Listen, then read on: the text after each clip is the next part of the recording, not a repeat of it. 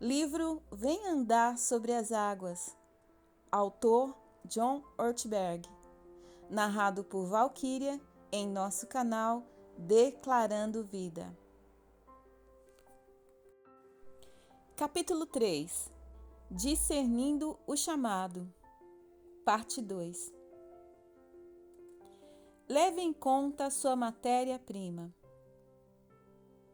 Além de levá-lo a sério, discernir o chamado representa um dos maiores desafios que um ser humano pode suportar nas áreas do autoexame e do julgamento. Em geral, não é fácil descobrir um chamado. Você terá de ser de uma sinceridade brutal em relação a dons e limitações. Terá de se dispor a fazer perguntas difíceis e a conviver com as respostas. Discernir o chamado envolverá diversas tentativas e erros.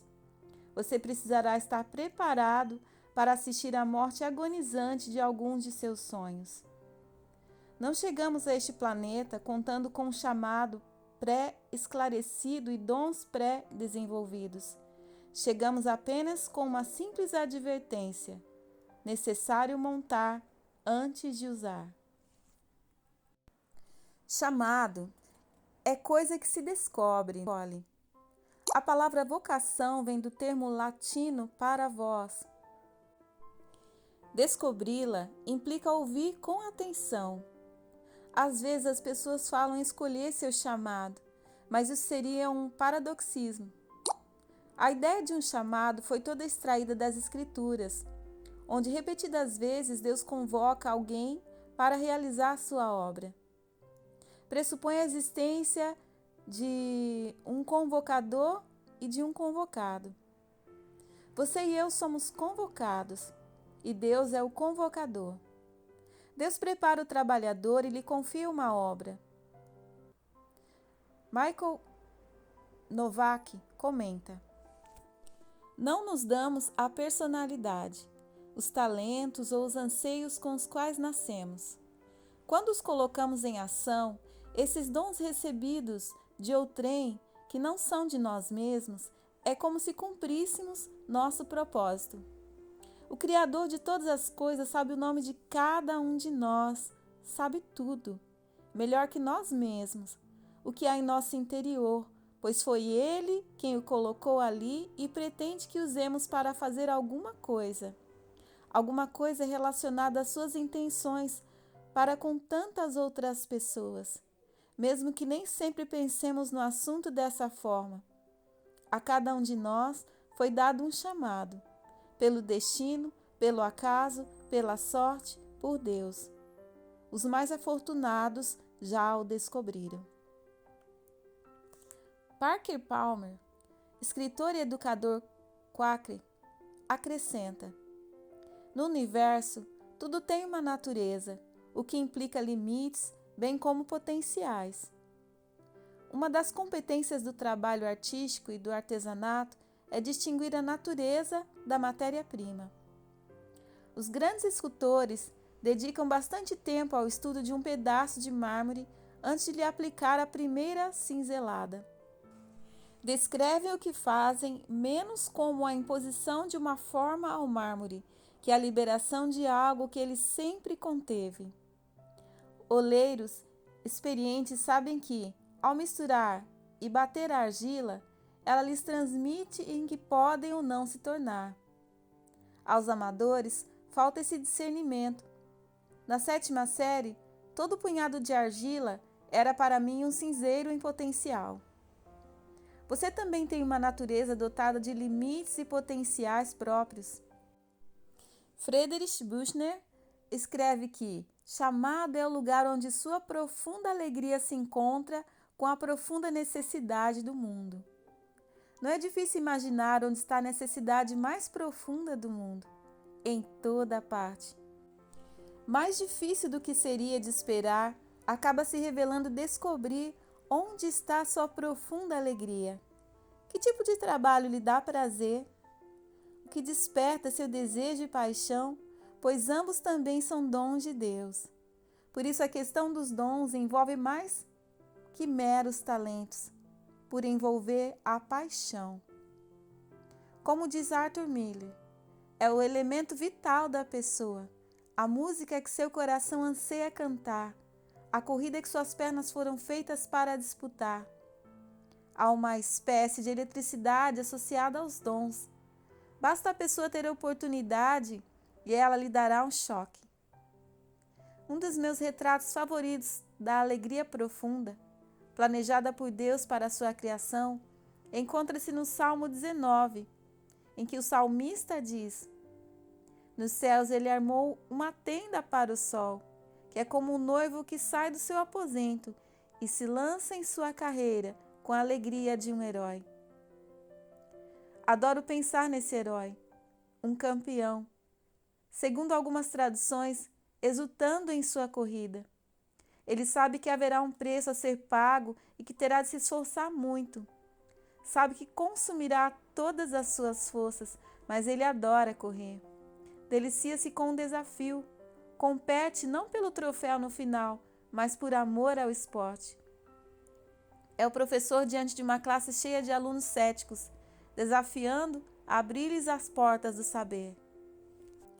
É o líder que olha para uma organização com problemas de motivação e recursos limitados e mal pode esperar pelo som da trombeta para levar as pessoas a liberar todo o seu potencial.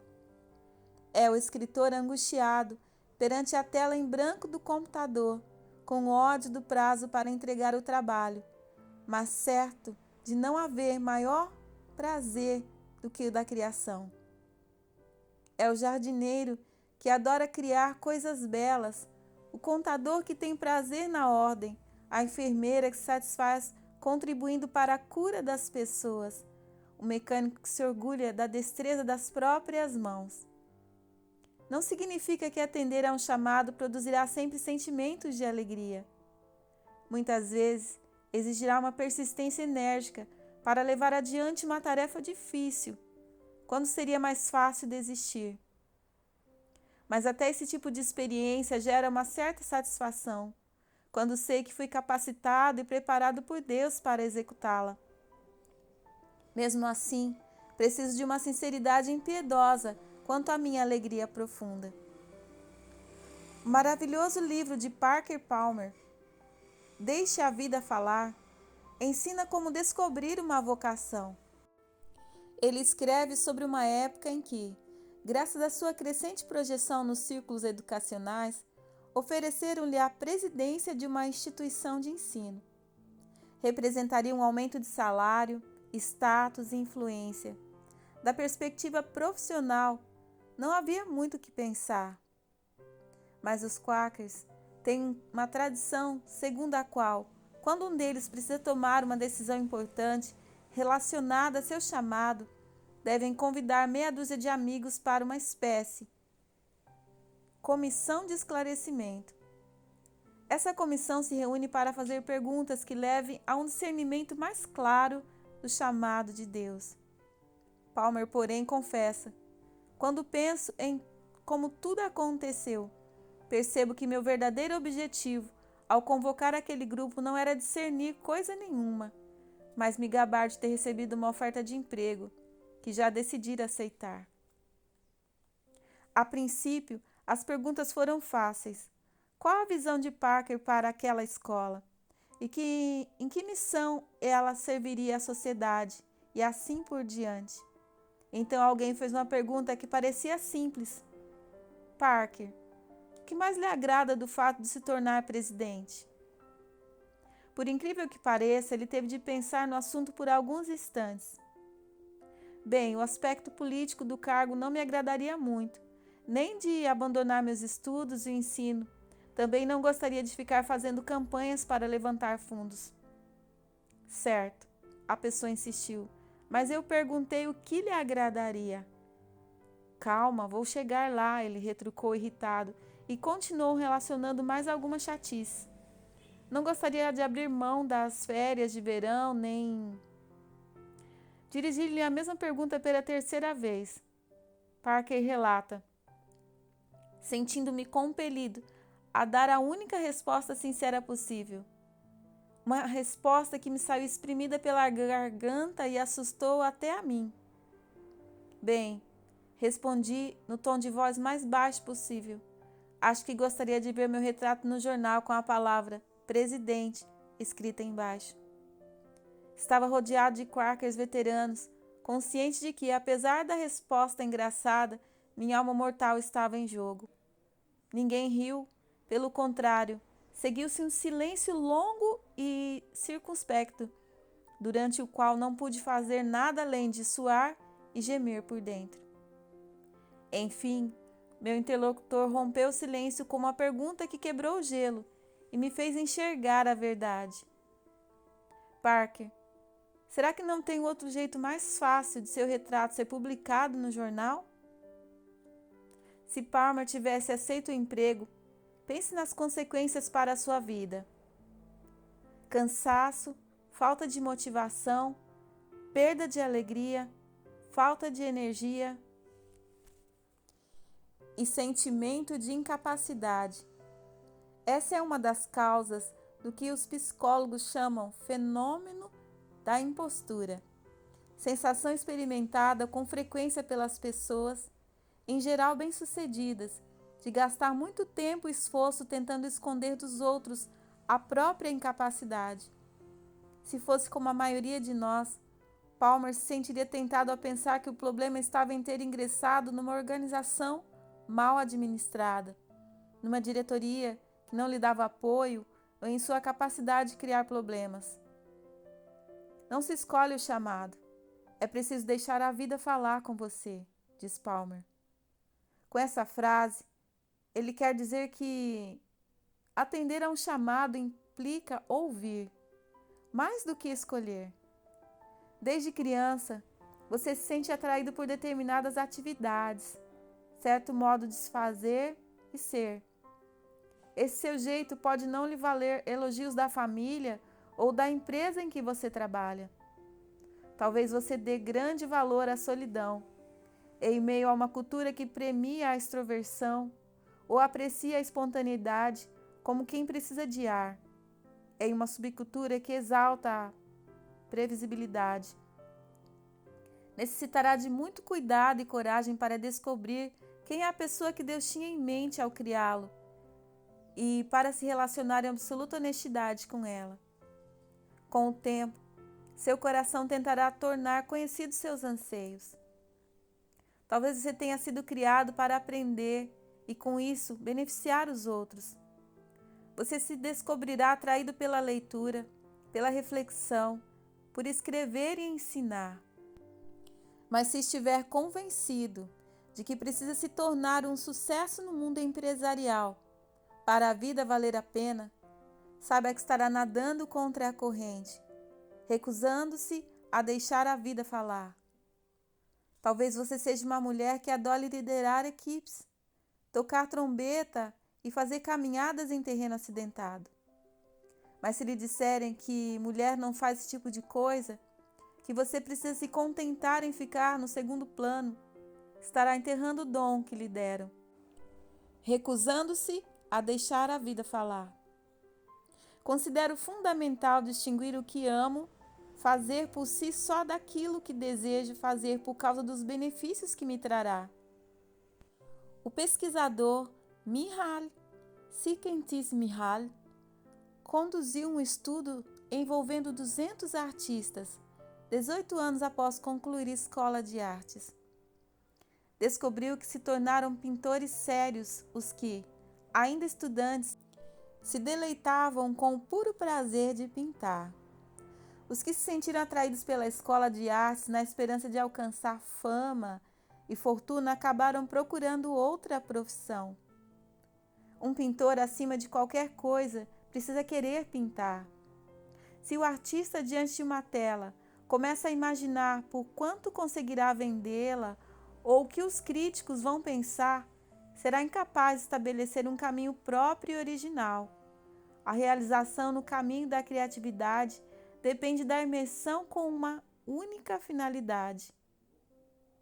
Às vezes essa escolha de deixar a vida falar significa a diferença entre o fracasso e a grandiosidade. A biografia de Ulysses Grant, escrita por William McFarlane, Descreve um homem talhado com maestria para a liderança e a escrita. Seu livro, Memórias, é considerado um clássico da literatura militar, mas terrivelmente despreparado para os negócios e a política. Grant não compreendia nem apreciava a vida em Washington e é considerado o presidente dos Estados Unidos menos eficiente. Na última extraordinária mensagem que dirigiu ao Congresso, Grant desculpou-se por sua inépcia. Tive a sorte ou o azar de ser chamado a ocupar o cargo de chefe executivo sem nenhum treinamento político prévio. Por que então esse herói da Guerra Civil se empenhou tanto por um emprego do qual não gostava e que não entendia? Sua necessidade pessoal era manter o enorme respeito que desfrutava em todo o norte. Ele queria fazer diferença em um mundo que observara de muito perto a vida inteira. Um pequeno reconhecimento, um pouco da confiança de saber o que estava fazendo. Era tudo o que queria. Precisava que o levasse em consideração. Essas necessidades jamais satisfeitas de aceitação e integridade cegaram-no, impedindo que reconhecesse as próprias limitações. Ele não amava de verdade seu trabalho. É como se apenas desejasse ver o próprio retrato nos jornais com a palavra presidente escrita embaixo. Todos nós deparamos com desafios. Um conhecido meu, cujo pai foi um homem muito bem-sucedido, resolveu que precisava se dedicar ao mesmo ramo de negócios. Ninguém o pressionou nesse sentido. Na verdade, se isso tivesse acontecido, talvez ele se opusesse a fazê-lo. Esse conhecido se deixou enganar por uma armadilha muito mais sutil. Em parte porque o sucesso do pai abria-lhe portas na área, portas que poderiam permanecer fechadas em outras. Em parte porque, quando criança, assistia às discussões e comemorações das vitórias bem nessa área. De qualquer forma, há 20 anos ele tenta ser o pai, convencendo-se de que está se saindo muito bem nessa empreitada. No entanto, à medida que avança em seu trabalho, torna-se cada vez mais difícil sustentar esse argumento. A realidade: não sou meu pai, não tenho os mesmos dons nem o dinamismo dele. Pode ser-lhe dolorosa demais. Sua esposa enxerga o problema com maior clareza e às vezes tenta lhe falar a respeito, mas ele não consegue ouvi-la. Não está levando em conta a sua matéria-prima. Lembro-me de uma mulher que necessita muito de atenção e tem certeza de que, para obtê-la, precisa se tornar um sucesso como uma atriz ou cantora. Agarra-se a esse sonho, apesar de todas as evidências de que esse tipo de profissão não condiz com a pessoa que Deus tinha em mente para ela. Quando alguém tenta lhe dizer que está cometendo um erro, ela sofre muito. Tal é o seu apego à ideia. Sente-se rejeitada e foge. Não está levando em conta a sua matéria-prima. Quando não levo em consideração minha matéria-prima, a realidade torna-se minha inimiga. Fecho olhos e ouvidos a todas as indicações que tento fazer, algo para o qual não fui chamado nem capacitado. No fundo, porém, estou condenada a viver uma ansiedade crônica, da pior espécie, sussurrando o tempo todo para mim que estou tentando ser alguém que não sou. Se tiver coragem para reconhecer meus limites e respeitá-los, posso experimentar uma liberdade enorme. Se me falta essa coragem, serei prisioneiro deles. Algumas de minhas limitações não me incomodam muito. Não me importa se não consigo operar uma máquina industrial ou desenhar uma linha reta. Outras, no entanto, me são dolorosas demais. Englobam sonhos que carrego comigo desde que me entendo por gente. Quando penso nessas limitações, sinto que morro um pouco por dentro. Às vezes imagino se de fato existe um chamado para mim. Lembro de pessoas que conheço, dotada de mentes incríveis. Aprendem e raciocinam com profundidade, tanto que são capazes de fazer contribuições duradouras à busca da verdade e do conhecimento. Sentam-se muito à vontade à mesa daqueles envolvidos com aquilo que o filósofo Mortimer Adler chama de grande conversa da raça humana. Fui brilhante o suficiente para tirar boas notas na escola e atingir certo nível de aprendizado, mas nunca terei a mente assim. Nunca me sentarei a essa mesa. Vejo líderes desempenharem seu papel com uma energia enorme, carregando dentro de si reservas de otimismo e confiança para estimular os subordinados, com uma espécie de giroscópio interior que os leva a desenvolver outras pessoas e a cumprir uma missão.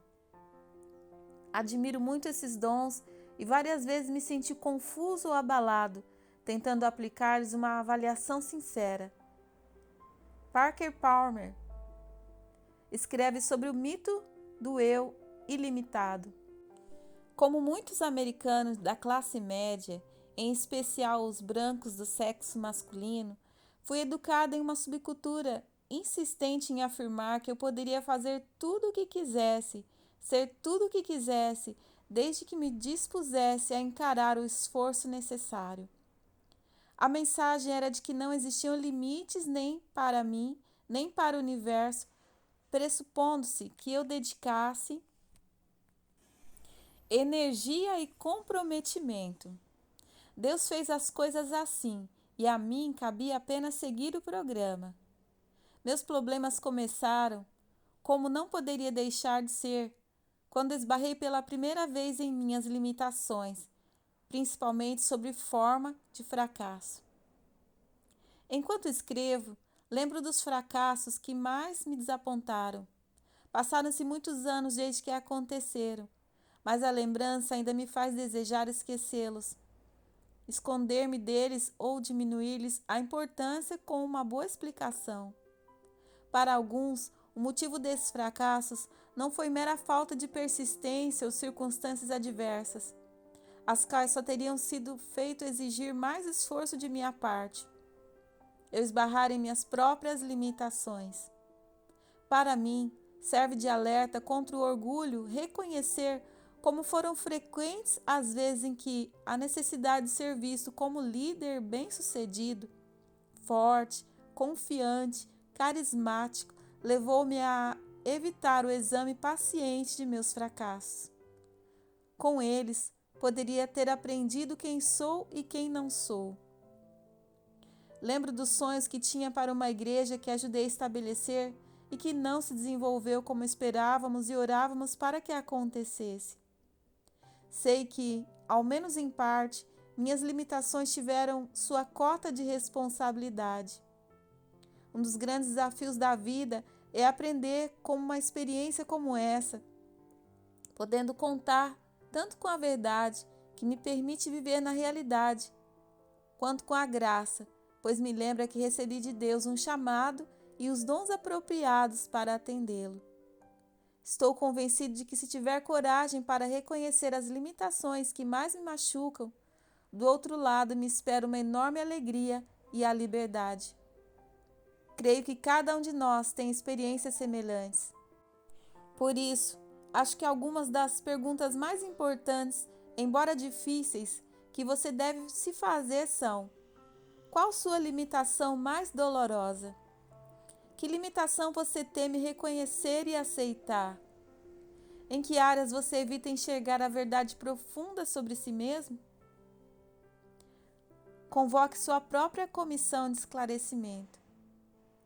Da mesma forma, um dos mandamentos das Escrituras mais difíceis de obedecer encontra-se na afirmação de Paulo, quando ele diz que devemos ter de nós mesmos um conceito equilibrado. Fazer uma avaliação correta de minhas paixões, meus dons e meus limites é um dos grandes desafios da vida. Em parte, esse mandamento exige uma tremenda consciência de si mesmo, mas também é provável que eu precise de ajuda de outros para detectar e vencer meus pontos cegos. Quando penso em receber discernimento de outras pessoas, de uma comissão de esclarecimento, lembro-me de Bob Buford. Bob era um magnata da televisão de imenso sucesso quando senti que Deus o estava chamando para sair de um barco muito bem equipado. Para citar as palavras de seu livro, Halftime, ele quis passar do sucesso para a significância. Ele e a esposa, Linda, tiveram longas conversas com um conselheiro que o ajudou muito a esclarecer seu senso de propósito.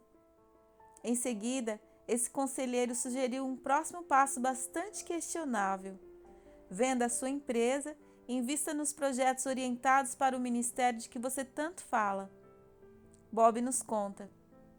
Continuei sentado sem me mexer, atônito pelas implicações daquela situação. Linda não parecia menos espantada.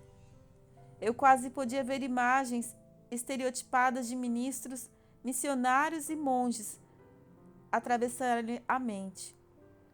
Iríamos nos transformar em um casal de filantropos, distribuindo dinheiro até esvaziar nosso cofre? Teríamos de nos vestir como um ministro e sua esposa? Na continuação, Bob explica como convocou sua própria comissão de esclarecimento. Embora não use essa terminologia, ela o ajudou a perceber que o que ele mais amava e fazia melhor dizia respeito ao pensamento estratégico e à liderança organizacional. Entenderam que se de fato vendesse a empresa, perderia uma plataforma com grande potencial de aproveitamento para fazer muita coisa boa.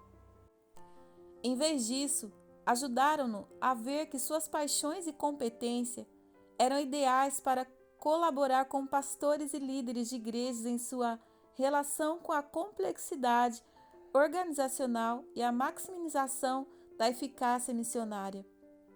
Hoje, Bob dirige um ministério que envolve liderança para as principais igrejas do país e ama o que faz. Mas se tivesse se precipitado e seguido a opinião daquele conselheiro, vender a empresa e distribuir os fundos entre os pobres, jamais conheceria o sentimento de adequação ou de realização que desfruta hoje. Na tradição Quaker, a comissão de esclarecimento não se reúne para dar conselhos. Muita gente faz isso sem ninguém pedir.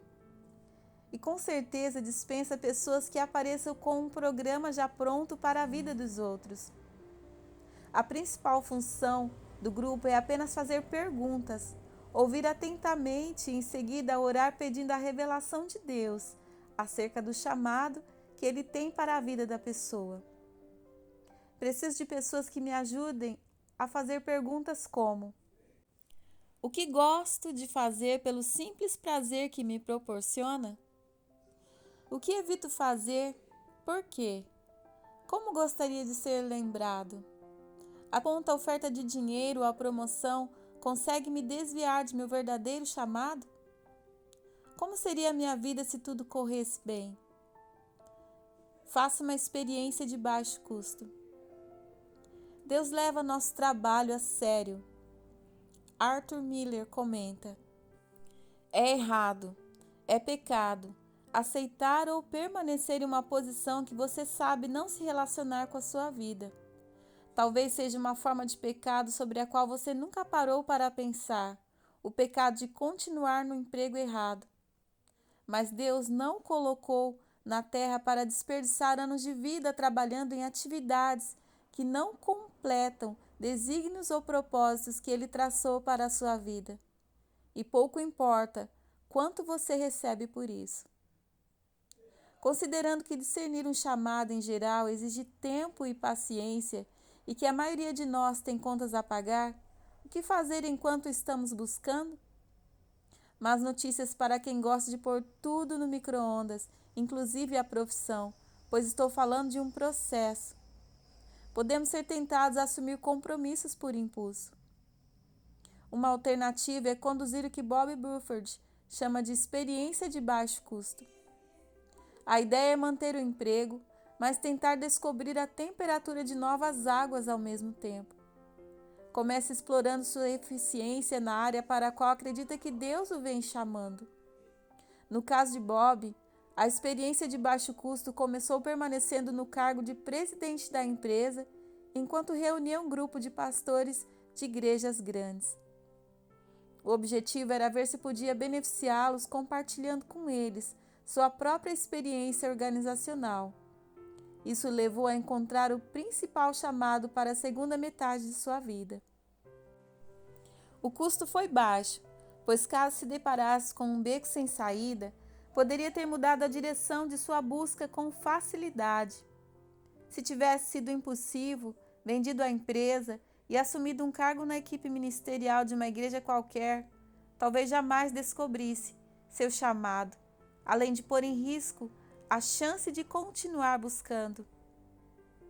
Mais ainda, Gordon Smith observa que o discernimento leva em considerações decisões e compromissos anteriores. Deus é um trabalhador cuidadoso e não desperdiça recursos. As competências e habilidades que você adquiriu até agora são importantes para Ele, mas podem se perder caso você abandone sua atual situação rápido demais.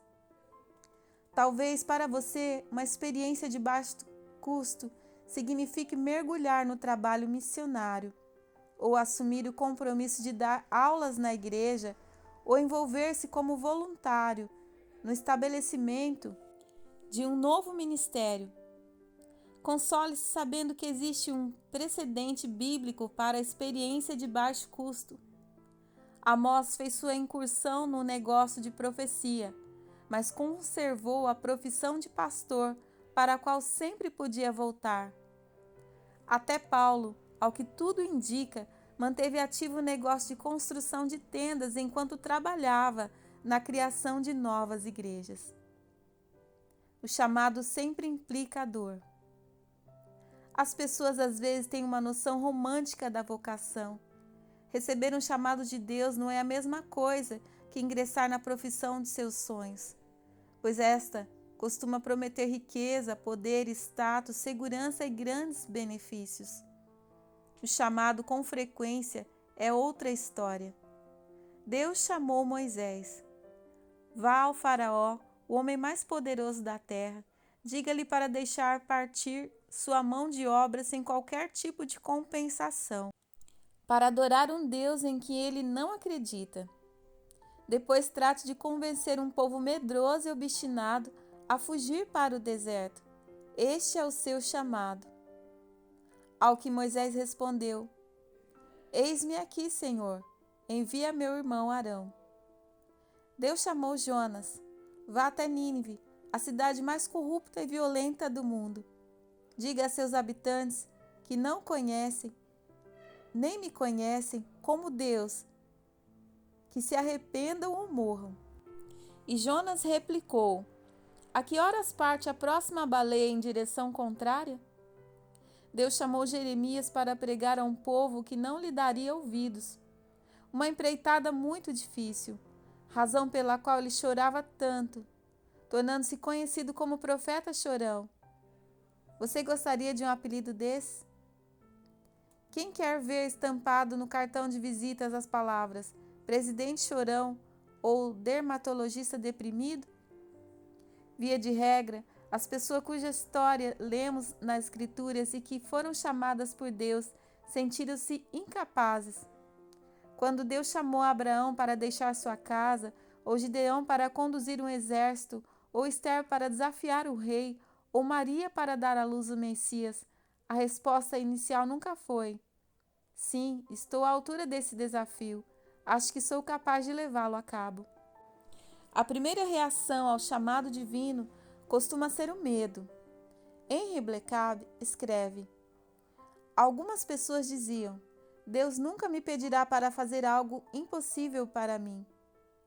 Cheguei a um ponto em minha vida que, se sinto que Deus está me confiando determinada tarefa que posso executar bem, sei que ela não deve ter vindo de Deus.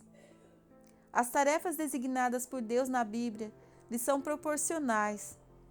Estão sempre além do que as pessoas podem fazer. pois Ele quer demonstrar sua natureza, força, provisão e bondade para com seu povo e o mundo, que a tudo observa. Só assim este mundo o conhecerá. Não quer dizer que Deus nos chama de forma a violar nossa matéria-prima. Se Ele chama, Ele capacita. Mas significa que o talento natural por si só não basta para honrar um chamado de Deus. Vou precisar de ideias, forças e criatividade, além de meus próprios recursos para executar aquilo que Deus me pede. Teremos de agir juntos, Deus e eu. Não somos chamados apenas a fazer um trabalho para Deus, somos chamados para trabalhar com Deus. Nas Escrituras, todos que disseram sim ao seu chamado tiveram de pagar um alto preço. O mesmo acontece com você e comigo. Às vezes significará passar horas trabalhando e se esforçando, quando se preferia descansar. Está disposto a isso? Talvez seu chamado não implique o tipo de reconhecimento, riqueza ou influência pelos quais sempre esperou. Consegue abrir mão dessas coisas? Às vezes você dedicará um sonho, como Jeremias, e as coisas não sairão como você queria. Sentirá um desânimo e uma decepção esmagadores. Tem certeza de que vai persistir? Em algum momento no caminho, as pessoas vão se opor a você, vão desaprovar ou impedir o que estiver tentando fazer. Tem certeza de que vai aguentar? Talvez demore para discernir seu chamado. Talvez você ainda tenha de passar por muita tentativa e erro e inúmeros maus começos. Temos a tendência de nos impacientar, ansiosos por resultados imediatos. Você saberá esperar? Carreira profissional versus chamado. Hoje em dia, quase nem se fala em chamado. É mais comum pensar em termos de carreira profissional. No entanto, para muita gente, a profissão se transforma em altar, sobre o qual sacrificam a vida. Benjamin Honeycutt é historiador da Universidade de Iowa, especializado em história do trabalho. Ele observa que o trabalho se tornou uma religião, objeto de adoração e dedicação de nosso tempo.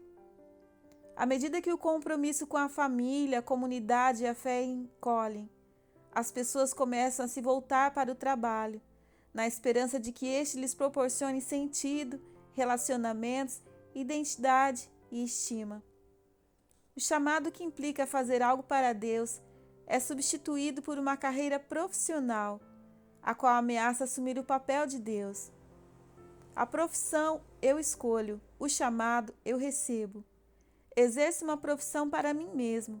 O chamado é algo que faço para Deus. A profissão me promete status, dinheiro ou poder. Em geral, o chamado promete dificuldades e até certo sofrimento, além da oportunidade de ser usado por Deus. Profissão diz respeito à mobilidade ascendente. Chamado costuma levar à mobilidade descendente. Logo que ingressei no ministério pastoral, as pessoas às vezes me perguntavam quando eu havia recebido o chamado, como se atuar na igreja exigisse um chamado, ao passo que uma ocupação no mercado de trabalho apenas fizesse parte de uma carreira profissional. Mas não é assim. Sei muito bem que é possível transformar o trabalho na igreja em uma carreira profissional, com progressos e conquistas. Também é possível fazer do emprego secular um chamado, quando realizado para servir a Deus e aos outros. A carreira profissional pode acabar em aposentadoria ou uma porção de brinquedos. O chamado só termina quando se morre. As recompensas da carreira profissional podem ser visíveis, mas temporais. A importância de um chamado dura toda a eternidade. A carreira profissional pode ser interrompida por uma série de acontecimentos, mas não o chamado.